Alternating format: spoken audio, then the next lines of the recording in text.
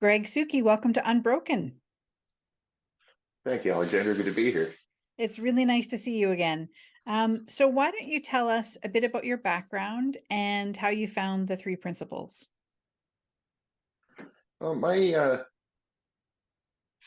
basically ended up finding myself in recovery for alcohol and other addiction issues back in 2012, and through that whole process of just seeking answers that didn't seem to be, very easily accessible at the time, I ended up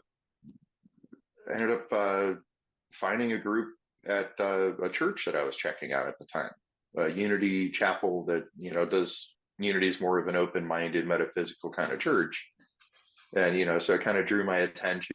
I'm checking things out, and they had this new meeting. It just said three principles, didn't even explain what it was. I'm like, I kind of felt drawn to it, and showed up, and this wonderful couple, Bob and Marty, that just in a lot of the webinars and whatnot, they just took me in, and Bob especially, just he pulled me aside and just like dumped all this information on me about how the three principles apply to addiction and all this stuff. And I'm sitting here thinking this is way too simple. There has to be more to it. Where are the steps? Where's the requirements of how to do this and stuff? It was just so foreign to me, the idea that like maybe I'm already okay. Mm, yeah. That was such a foreign idea because in 12-step programs it's all about you're diseased, you're always going to be sick, you'll always be fighting this. Mm. Yeah, so this was, at first it wasn't much for relief, just because I was thinking, this is BS. There's can't be that easy, it's simple. But in a very short amount of time it really started just sinking in of like, oh yeah, a lot of the stuff I've experienced at times, like, when things were going well and I wasn't really reaching out to escape. Mhm. I'm like, well, what's that about? Why is it, if I'm truly addicted to this thing and it's this like disease and something that I'll always have to fight, then why is it there are times I don't have to fight it? And it's not because I wanted to not fight it. It would just happen naturally. Mhm. Just like, when you're driving and maybe you're a little frustrated or running late or something, but you come out of some trees and suddenly there's this gorgeous sunset and everything just falls away. You just return to that place, that place of well-being that we all have. And it was just the three principles really help put kind of just help put words to what I already felt, what I already kind of knew inside, but didn't know that I knew, if that Mhm. makes sense. Yeah, Like it was there. Just how do I put this into words? right. And you had been in the 12-step community for a little while before this meeting, right? Yeah, I think close to 4 years at that point. Oh, wow. Okay. Yeah. And the So, the whole time I was feeling like there was something more. There was something else that was kind of missing from that puzzle. There was a couple pieces that somebody had left down at some point. mhm. And I remember the last time we spoke, you had sort of a mystical experience like while you were in the 12-step program, but before you found the three principles, is that right? Yeah, I did. I was actually exactly 5 months into recovery, Mm, and I'd gone to a meeting for Thanksgiving Day. It was just a gratitude meeting, and it was 200 some people in a school gymnasium, and everybody got 30 seconds to say what they were grateful for, and then it mm, moved on to the next person.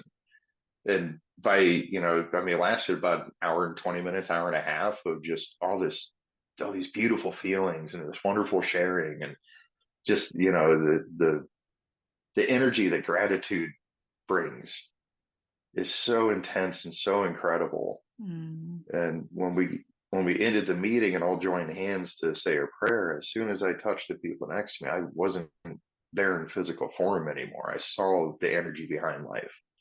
I mm, saw the way that everything was one, and that it's the same energy kind of presenting itself at different vibrations, mm, whether it be you or the chair you're sitting in or the air around us. Even that is energy moving. We forget that fish don't think they're in water until they're out of water. Hmm. We don't realize that air is fluid. It is a fluid, scientifically speaking, too. It is actually a fluid. So we are fish in water. Hmm. And it's just this energy flow around everything. And it was such a beautiful experience. And that was when my really deep desire to escape reality left. Mm. And I was kind of left in this place in the 12-step programs where it's like I felt like I was okay now. Like I don't feel like I have a disease. I don't feel like there's any more fight to it, you know. But that answer wasn't coming from the rooms of the 12-step programs that I was checking out. It wasn't just AA. I tried a bunch of them, thinking maybe Mm. maybe this one will have more of an answer, maybe that one. Hmm. But anytime you're coming from the misunderstanding of having a disease, you can't possibly point somebody in the right direction of being well. There's always just going to be another technique, another step to work, another, one more thing to keep doing, just to keep from getting high or drunk or whatever. Hmm. And after that experience, I just didn't feel like that was there. Mm. But, like I said earlier, I didn't have the words for it. I didn't have any way to express it, except that I just knew that things had changed. I knew that I could never be the same. It's not that, like once you kind of wake up, you can always go back to sleep some, but you never totally forget. There's never a total dream state after that. There's always that slight part of you that's now the observer, Hmm. and we'll always see that. Even if I'm still going through some of the paces of like my old habits or something, there's still going to be a part of me that's looking at those habits going, wait a minute, that's not me. That's just something I'm experiencing right now. Mm. It's a symptom of something deeper. And that's really what addiction and habits are. They're symptoms showing. It's like our internal GPS system telling us we're doing something that we shouldn't be doing. We're heading in the wrong direction mentally and emotionally and spiritually. And it's manifesting physically as this habit or as this addiction. Hmm. Yeah. Oh, that's lovely. And just for my own curiosity, so after you had that experience, were you searching for people to talk to about that? Like, was there anybody you could share that with? What was that like? Because, and I guess I'm asking because sometimes when I've heard people say they have an experience like that, then it can be quite lonely afterwards. I definitely experienced that loneliness Yeah. because I spent about another 3 years in the rooms of AA, after having that experience. Hmm. And at first, I tried talking to a bunch of people that, I'd already met there and felt comfortable with talking about, that kind of thing with. And kind of the general response that I would get was along the lines of, I don't know what happened to you, but it's probably dangerous and going to get you killed. Because I felt like it wasn't a disease, it wasn't a problem anymore. Yeah. That doesn't fit into a program that is built entirely around a disease model, Mm. which was not what Bill Wilson talked about at all.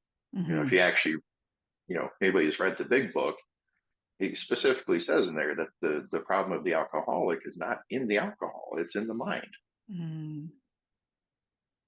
That's right in there, and Hmm. it's that's the truth. And Bill Wilson, I really would have loved to have met him. Mm. And I have a feeling the reason why AA was so effective in the beginning was simply because anytime you are in the presence of somebody who is awake, not woke, not this new woke culture, whatever, but actually awake, aware, you automatically feel better just being in their presence. Mm. you benefit from that energy just because, it's the whole idea of when we heal ourselves, we heal everyone around us too. So if you have this healed being walking around exuding healing energy, you're bound to heal if you're open. So, those first 100 men and women, they were very open to it. And at that time, it wasn't looked at as, oh, you've got an addiction issue. I'm so sorry. Let's give you some help. It was, no, you are a moral leper. You are a horrible person and you should just get your stuff together. You should get your act together. It was very different back then. So these people were desperate. That's why they're meeting in houses, kind of in secret Mm, to start out. right. But you find it's like as that fellowship grew and as the program grew, you had less people having direct contact with Bill Wilson, and therefore not necessarily getting the initial benefit of being in that energy field. Although it does travel distance, energy does travel, but it's not like Bill Wilson was necessarily aware of that and sitting down and intentionally sending out energy to all the alcoholics in Spain and all the alcohol. You know what I mean? Like that Hmm. just wasn't. It wasn't something that was something he was aware of at the time. Hmm. That's just from my own research and reading his letters and whatnot. Um, but it. So as the fellowship grew, you got less people having direct contact with Bill Wilson. So now they're relying specifically on the 12 steps, which, by the way, is the only suggested thing in that book. Mm, And that kind of became the thing. And Bill Wilson was not all about the steps. He initially created them just to have some kind of framework to try to get, help people to have that experience that he had. But Bill Wilson was really big on what he called healthy experimentation. mm, He wanted people to try other ways of recovering because he knew that one of two things would happen. Either they'd fail and end up coming back to the 12 steps or AA or whatever anyway, and coming back to the fellowship, or they'd succeed and AA should adopt their principles. That's directly from Bill, and I am paraphrasing, but that's from Bill Wilson himself. He's talked about this healthy experimentation, and that really got me looking. I tried running a couple of three principles based AA meetings, and at least being in Akron, Ohio, where it was all started, there's no open mindedness around that kind of thing right. here. Right. But it was an interesting experience. It was a fun couple of years trying to just trying to be, just trying to be there with it. Yeah. Yeah. Wow. And um and as I understand it, Bill W had a spiritual experience himself and then sort of tried to reverse engineer what had happened to him to help other people. Right. Is that with that? Yeah. Yeah, Yeah. and he even experimented with psychedelics, Mm, trying to duplicate that experience so he could give it to other people because he was that passionate about helping others have that experience, hmm. not realizing that each person has to have their own experience. Yeah. I w- Nobody's going to have his experience of it, and I do have some experience with psychedelics, and I feel like in when they're used in the right settings and with the right guidance, they're very helpful and very useful for uncovering subconscious patterns. mhm. Because that's really a lot of what psychedelics are accomplishing for us is that they're breaking down that barrier between the conscious and the subconscious mind for that period of time. Mm, And that's why you hear people saying, "Oh, they had a bad trip." It's like, no, you didn't have a bad trip. It's just something from your past showed up that you didn't want to deal with.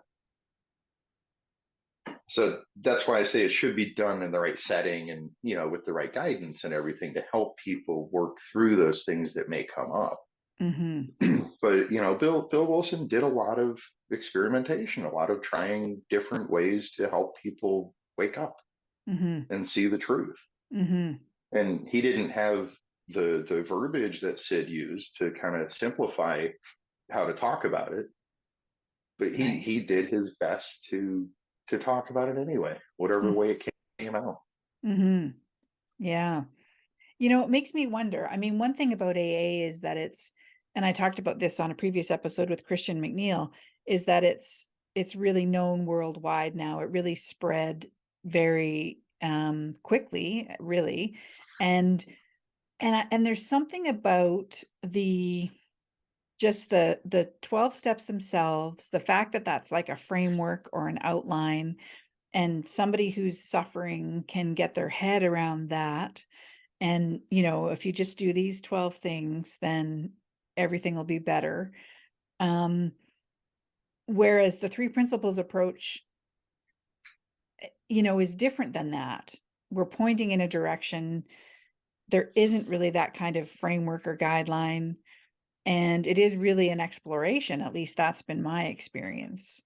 And I don't have a question for you at all, but I'm just now wondering out loud if that's why the principles haven't spread the way that something like AA has. Absolutely. Yeah. Because people in general like the idea of being diagnosed with something, Yeah. because then it's not their fault. Mm. They don't have to take responsibility for it. They can say, oh, it's just my bipolar disorder. Oh, it's just my manic depressive disorder. It's whatever. Hmm. Then when those things come up, instead of having to look at it and deal with it and work through it, they can push it aside again. It's no different than using a drug, Mm. because there is no such thing as actual mental illness. Right. There's we get off track, and yeah, in AA they have, the 12 steps to get somewhere. Whereas in the three principles, we're saying if you stop doing all the stuff that's taking you away from it, you just naturally return there. Hmm. And that's a difficult concept to grasp if you haven't experienced it in some sort of way in your life that you can recognize. Hmm. So it makes it intellectually and egoically very difficult because it's too simple. Like I said, when I first met Bob and Marty, and Bob, I mean, it was like 20 minutes and he dumped 20 years of, of three principles on me. Yeah. And I'm sitting there, my brain's going, this is too simple. Yeah. Where are the steps? There should Yeah. be 112 main points in this thing. What's the, Yeah. where do we get to that part? Like this, okay, he's getting me in the door, but then he's going to sell me some package, right? Like there's something else I have to do. And it's like, no, you just have to be. And a big part of the reason why 12-step programs work when they work is simply because people are trading addictions. They're trading habits. They're going from getting drunk and high to going to meetings and Mm. working the steps over and over again. Hmm. I must have worked through the steps more than a dozen times in the almost 4 years that I was in there, Wow. thinking I'd Yeah. done it wrong. I must have done it wrong the other time. Because Oh, that was kind of what interesting. you were told too. It was like if you hadn't found your peace of mind yet, it's because you didn't work the steps thoroughly enough. Okay. Yeah. And I'm sitting down each time and I'm trying to go through my inventory, and like it got to a point where the last sponsor I had, I told him afterward, he laughed. He thought it was funny. He's like, I had to make stuff up to put on my list, Yeah. because at that point I worked through all that stuff. I'm like, this isn't it. Hmm. The reason why I don't feel peace in my heart has nothing to do with what I feel I've done wrong in the past or people have done wrong to me. It is just simply a misunderstanding of where peace comes from. Hmm. And I love Joe Bailey's book, The Serenity Principle. He that was the first three principles book I read because it was the only one on Oh, addiction at the time. yeah. And Yeah. Amy Johnson's book, The Little Book of Big Change, was huge too. But that was after. But I'm reading through there, and one line really stuck out to me. And Joe said, "Serenity is our natural state of being when we stop doing the things that take us away from it." Mm. And I dropped the book right then. I'm like, "Are you kidding me?" Like it just made sense. It just felt right. It was like, oh, that explains why you get lost in a sunset and you're no longer worried about anything. Hmm. You're just in that present moment, just enjoying what is.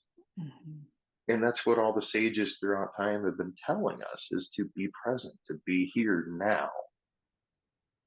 But society tells us to worry about the future. You have to plan for every catastrophe that could come. You have to plan for this magical thing called retirement that nobody ever seems to really actually reach. Some people stop working and usually die shortly after, but it's like nobody ever seems to actually just retire for the most part. And it's like, so we go through life with all these societal standards and beliefs given to us, and we just Mhm. go with it because that's what everyone else is doing, so it must be correct, right? Mhm. You know, the war on drugs is going to end drugs, isn't it? It hasn't yet, Yeah. right? I mean, no Yeah. matter how much money they put into it, no matter how many people they throw in prison, it hasn't changed anything because the mindset is still there. People are still worried about the future. People are still not present now. Mhm. And that really is the key. And that's what Sid was really talking about, is just being with what is rather than being with what appears to be. Mhm. The illusion is pretty convincing sometimes. Mhm. Oh, yeah. It really can be. Mhm. You know, Yeah. that's those are the times, but that's like in every major faith, that's when they talk about having faith, to trust in those moments. It's easy when you're having a great time and you're sitting around friends, it's easy to be in a good space. But when you're already running late for work and you not only got one flat tire, now you have two, and you only have one spare, what do you do then? You know, what do you do when life really tests your belief, when life really tests your faith? That's when it really actually matters. We should be practicing the other times, just understanding how things work. When I say practice, I don't mean like a doing. There's just a noticing, Mm. an observing. That's really what the practice is of the three principles, or really any, honestly, any major philosophy that's ever come along throughout human history has always pointed back to that same thing. But just like Bill Wilson and the 12 steps and the whole fellowship, you've got Jesus came along and had his message, regardless of how you believe he came to be, whatever. I feel like he was a human being just like us who woke up and saw something and tried to share it. And then you look at the fellowship that grew from that and how far off track the message has gotten. And Mm. now it's all about judgment and all this like negative stuff and stress. It's that's really what it's creating for a lot of people.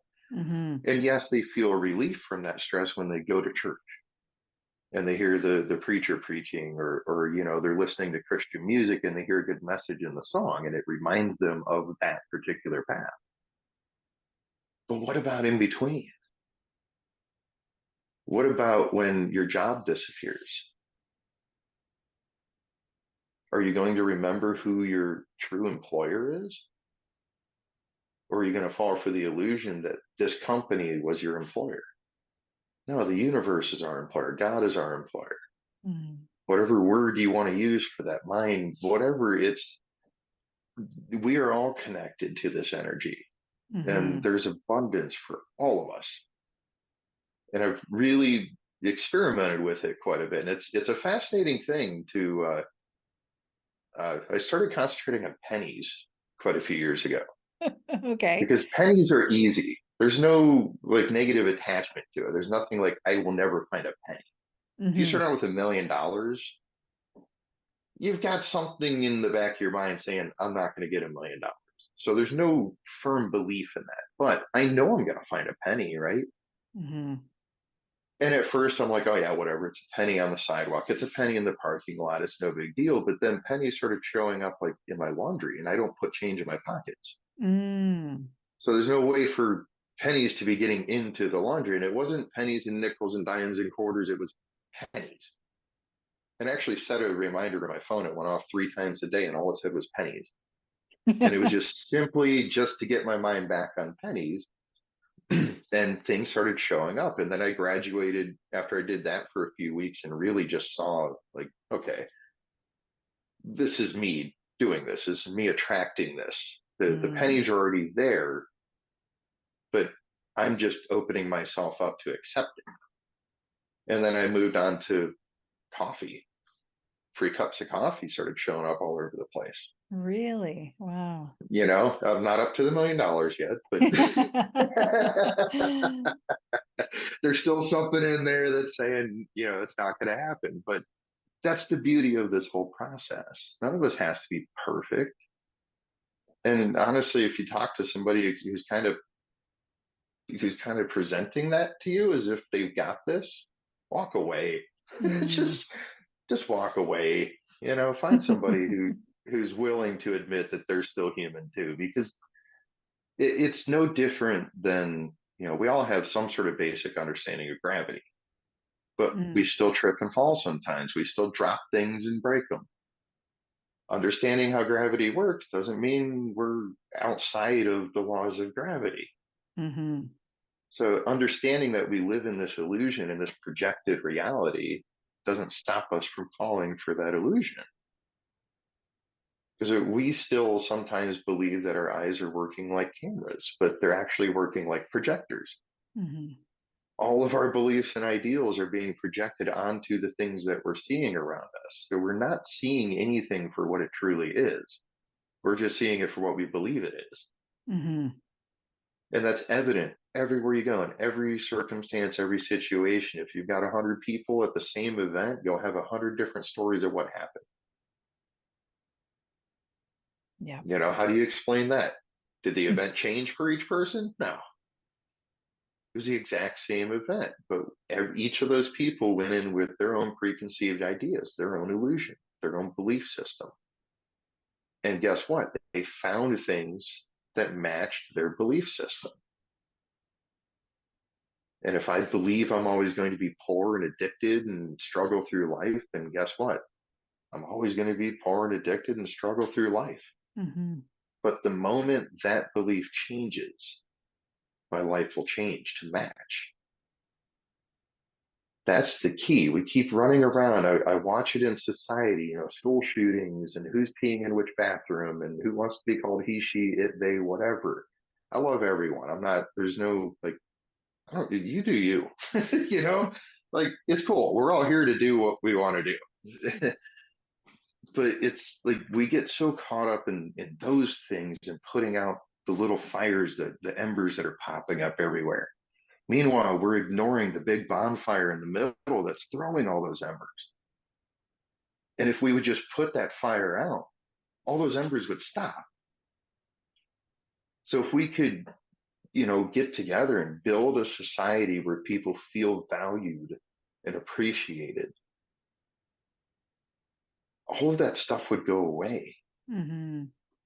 If you take away guns, guess what? Someone's going to get really good with knives and show up in a school and probably kill even more people with knives. Mm. Then are you going to ban knives? You ban knives, they start building bombs. Or the Oklahoma City bombing, you can go out and get fertilizer and stuff and make bombs and take down entire buildings. Mhm. The problem is not what appears to be the problem. Mhm. It's a much deeper seated issue, which Mhm. is that we've created a worldwide society of separation. Mm. We took on the Darwinian theory of competition rather than cooperation. And that's where society really went wrong, was going with that competition mindset. There's so much abundance. It's just being hoarded by a few people because of that type of mindset. Mhm. Versus if at that point in history we'd all decided, you know what, no, we're going to go with this cooperative society. We're going to continue because that's how things were. There was a transition period in between, but you look at like native cultures to any native area, not even just North America, but any of the native cultures, those tribes worked together. Mhm. And yeah, there were some spats between tribes, but for the most part, the tribes would cooperate too. And if one, if something happened and, there was something happened and one tribe lost all their food, a neighboring tribe would help them out. So there was this cooperation built in. But when the kind of like European Westerner mindset started spreading, by the way, the Native Americans had a term for it called wetico, Wetico, and they said it was the most contagious mental illness that existed, Mm, and it caused greed and aggression and separation with people, wow. and it did spread. Mm, That's how we are where we are now. hmm. And then the unfortunate thing is that, the Western world ended up with a lot of technology fairly quickly at one point, just started really moving forward with that. And yes, it makes life easier in some ways. So I could understand why the rest of the world would look at it and be like, oh, we need to be more like America. We want the American way of life. But now we look decades later, where did that lead us? Mm, A failing economy, that the whole competition mindset with it is always going to end in failure. Always. Because the universe is abundance. And anything we do to act outside of that is just going to cause us problems. hmm.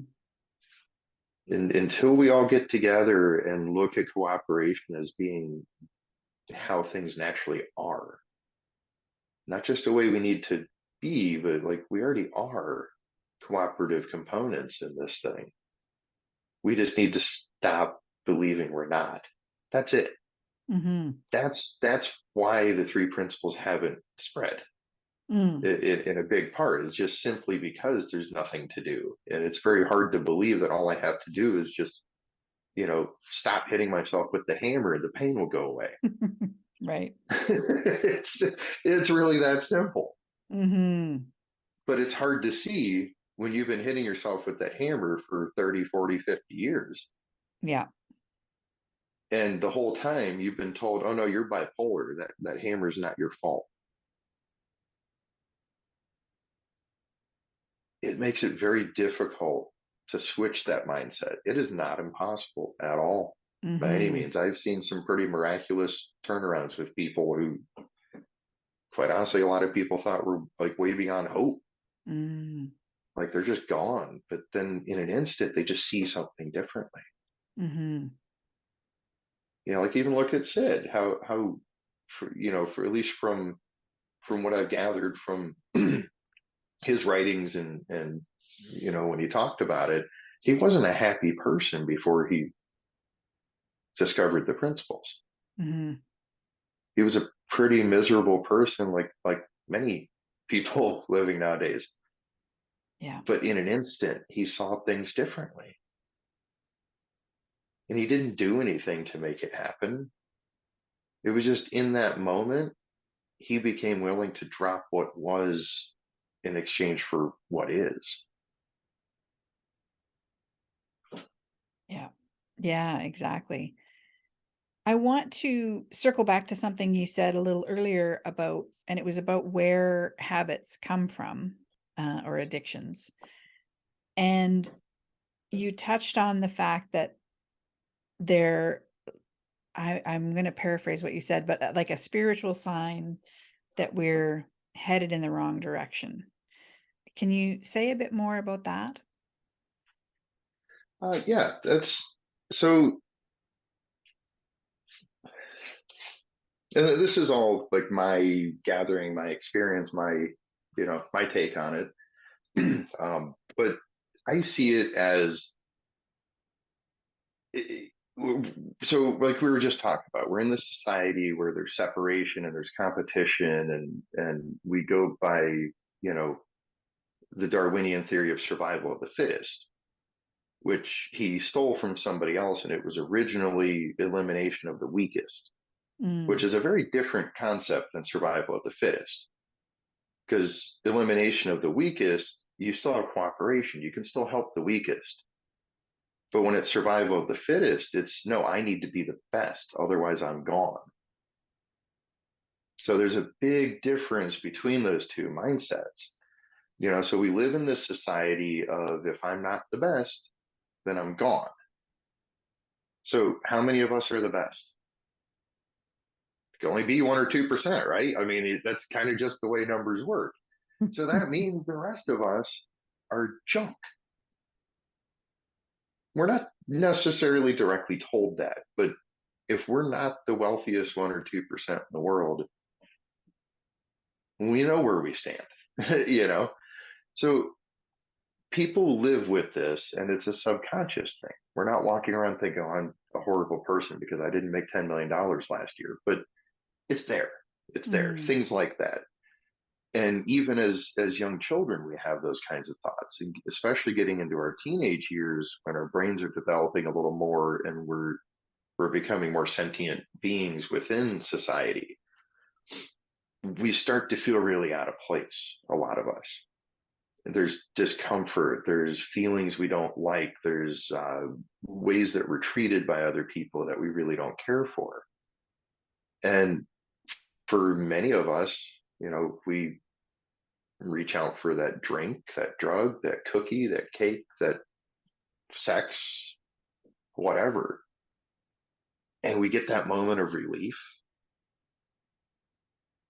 There's this subconscious thing that happens. Our brains are really incredible machines. What we consciously focus on turns into subconscious thought patterns. And that's really all addiction is. Right there is a conscious focusing becoming a subconscious pattern.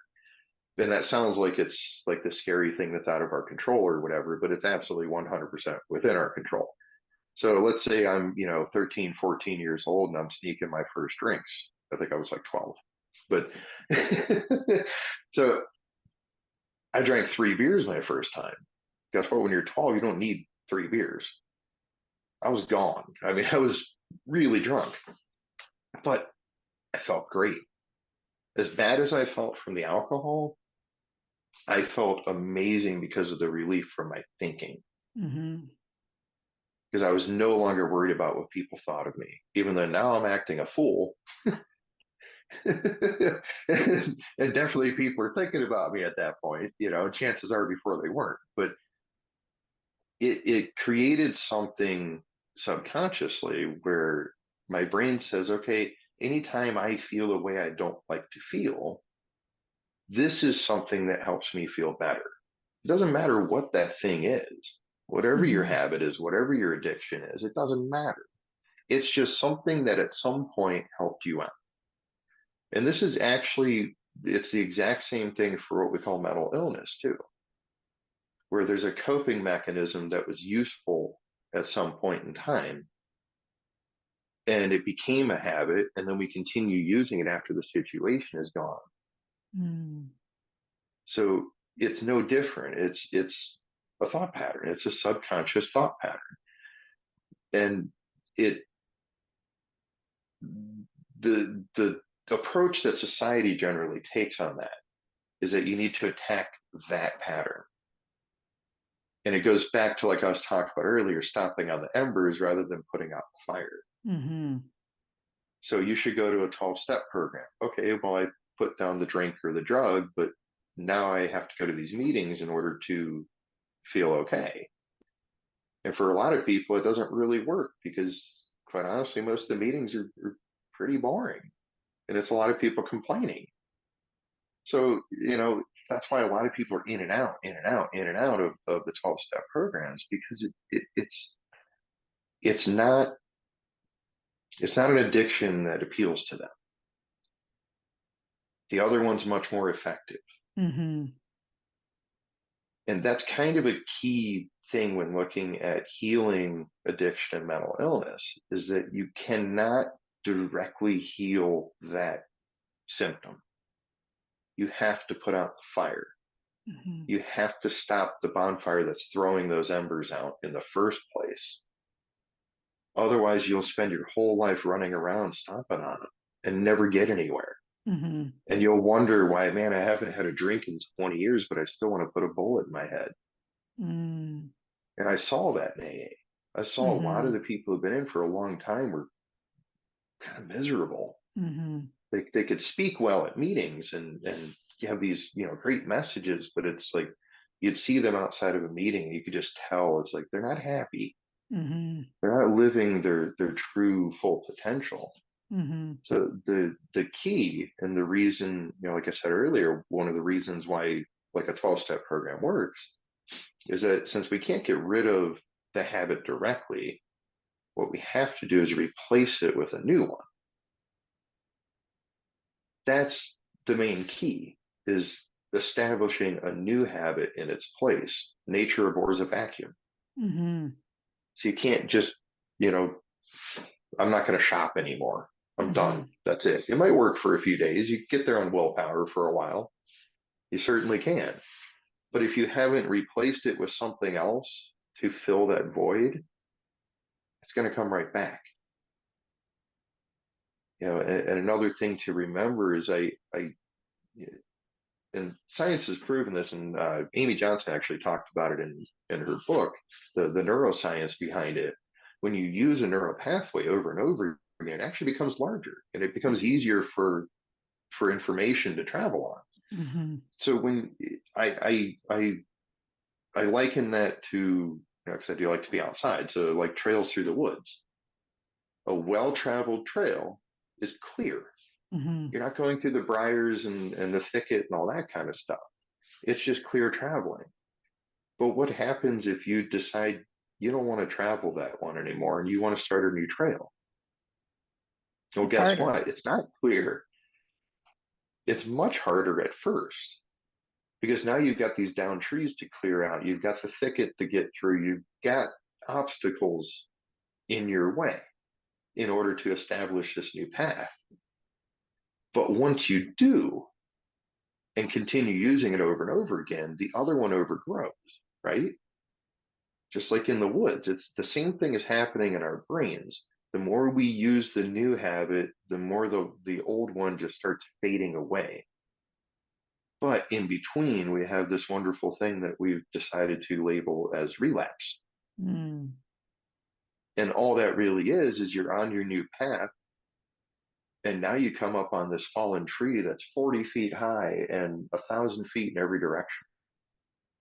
And it just looks so insurpassable that right in that moment, that old path that's still kind of open looks pretty good, doesn't it? It doesn't mean the new path is gone. It doesn't mean we're always going to use the old path. That was one of the things I didn't really like about the 12-step programs is the shame that is put on somebody who relapses. Mhm. Rather than saying, oh, cool, did you learn from it? Awesome, let's just move forward. Mhm. It's this shameful thing, and you have to, at least around here, and I think it's a fairly common thing, but like you'd have to reintroduce yourself at meetings. Even if you had, 15 years and went out and had one drink, now suddenly you have 0 days. Mhm. And it is such a blow, and it's not true. It means that you've got 15 years of establishing that new trail. So what if you stepped on the old one for a little while? As long as you get back on the new one, it doesn't matter. It's not an indicator of anything. It is simply an old path that's easier to follow. Mhm. That's it. There's nothing more to it. Get back to it. Eventually, you'll chop through that 40-foot tall log that's laying in your way. And that's that's some of the stuff that comes up that people don't like to deal with. Like Mm. I was talking about earlier with psychedelics, when people say they have a bad trip, it's like, no, that was just one of your subconscious things that came up and became conscious, which is beautiful because when it's conscious, you can deal with it. When it's subconscious, we're not aware of it and it's just happening automatically. Mhm. That's the beauty of the subconscious mind. But it's totally within our control to program that subconscious mind.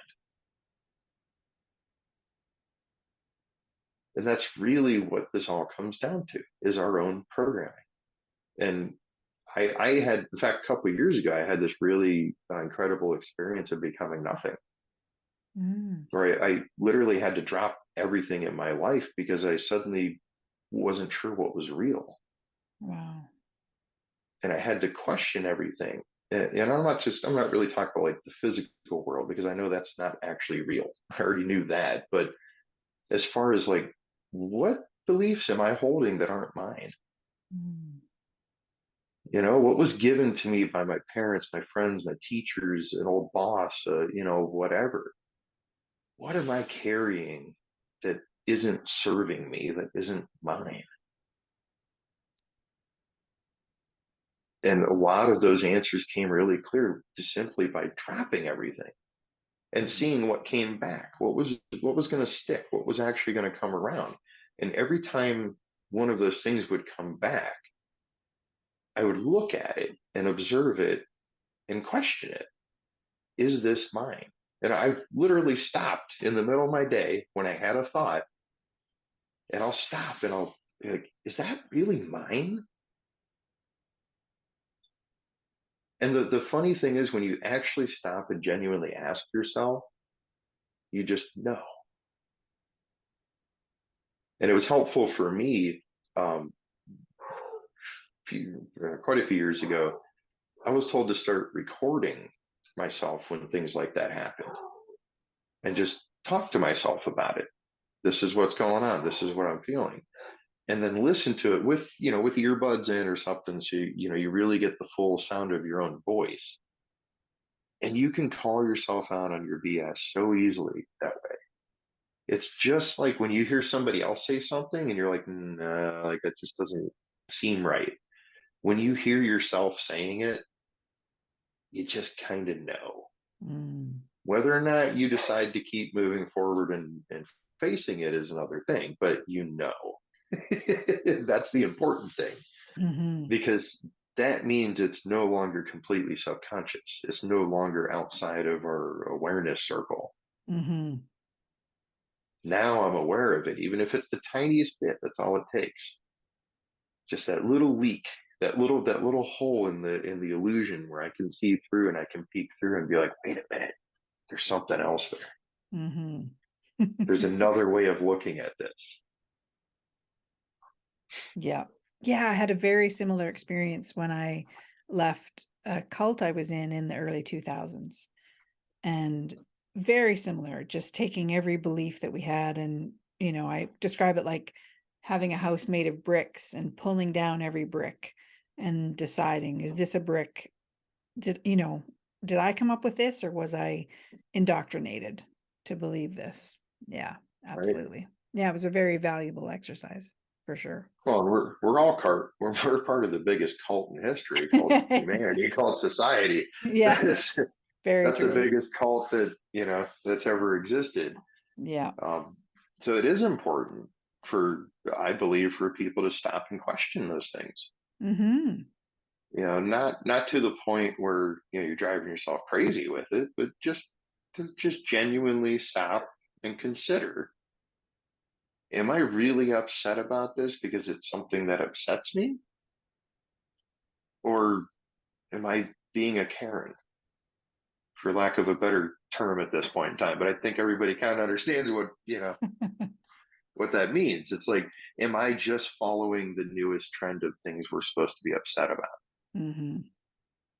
Am I getting on the bandwagon of who's peeing in which bathroom, which you don't hear about anymore, right? It was the biggest thing. Like, big corporations are changing their policies around their bathrooms and stuff. And it was this huge thing. And then suddenly it was gone because there was another thing to focus on. And there will always be another thing to focus on if we don't put out the fire. Mhm. There's always going to be another ember, another flame starting somewhere. Yeah, so we just run around in this big cult going, everything's fine as long as we just make sure people are peeing in the right bathrooms, and it's just it's kind of some people get upset with me because I do view things differently, but I see it as humorous Mhm. because in all reality, none of that matters. Mhm. I really don't see the problem of somebody going into whichever bathroom they feel comfortable in. They're not harming anybody else, and that's one. It's just an example. It's not, you know, it's like everybody should be allowed. to find their own path in life. Mhm. Everybody should be allowed to explore what their interests are, not follow in, oh, my dad was a lawyer, so I have to be a lawyer. My dad went to this school to be a lawyer, so I have to go to that school to be a lawyer. And I was like, how much does that happen? And with me growing up, it was put in my head that you had to go to college, but I really didn't want to. I hated school. I didn't like the way they taught, and I still don't. It's too cookie cutter, and it's like I don't learn that way. I would rather learn other ways. It may be an unofficial avenue that I'm taking to learn this thing, but and that's another thing is we put too much emphasis on these certifications and stuff that people have. Well, who was the first doctor that came up with what it would require to become a doctor? Who certified them? Are we questioning this? No, we're not questioning it. We just go with it and be like, well, they're certified as a doctor. But how? Who decided that's what makes somebody a doctor? And who decided that, this woman who grows, 500 different herbs in her garden and comes up with tinctures that cure all kinds of stuff for her friends? She's not a doctor. She's healing more people than these doctors, but she's not official, so she can't be a doctor. Mhm. Like, those are the things we should be questioning. Is this really true? Well, But yeah, it's like, this has been really nice, Greg. I've really enjoyed our conversation. We're running out of time, so I just wanted to ask if do you have a website or anywhere where people can find out more about you and your work? best way, honestly, at this point is just through Facebook. Facebook. Okay. Yeah, if they Yeah. just look me up on Facebook, my email is gregsuchy@gmail.com. I keep things simple. So I mean, Okay. if anybody wants to get a hold of me, if they're not on Facebook, it's gregsuchy@gmail.com. Perfect. And would love to hear from people. I'm always Great. happy to connect. I know you are, and I really appreciate you being here to let people know a little bit about you and the things that are important to you. So thank you so much for being here with me today. Thank you. I appreciate it, Alexandra. Okay, take It's been care. a pleasure.